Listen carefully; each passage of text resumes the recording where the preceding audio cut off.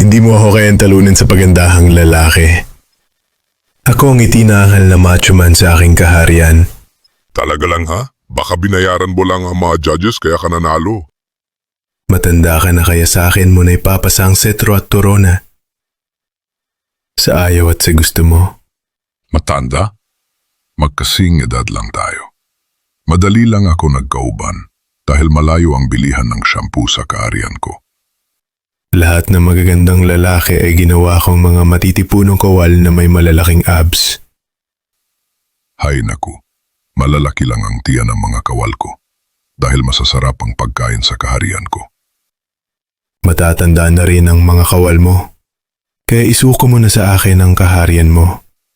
Mga bata pa ang mga yan, mukha lang matanda dahil hindi sila nakapag-facial isang linggo na.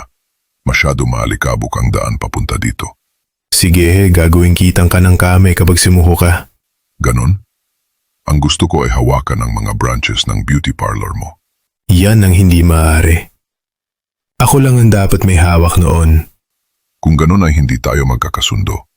Itutuloy natin ang laban. Ganito na lang. Ang pinakamagaling sa mga tao mo, laban sa pinakamagaling na tao ko. Mahirap dumanak ng dugo sa araw na ito. Walang panglinis dahil walang tubig. Ang prime water.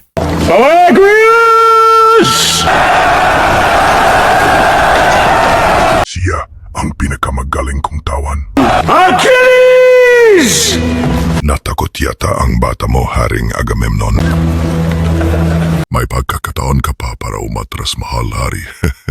Mag-ingat ka sa pananalita mo. Baka magsisi ka sa kayabangan mo.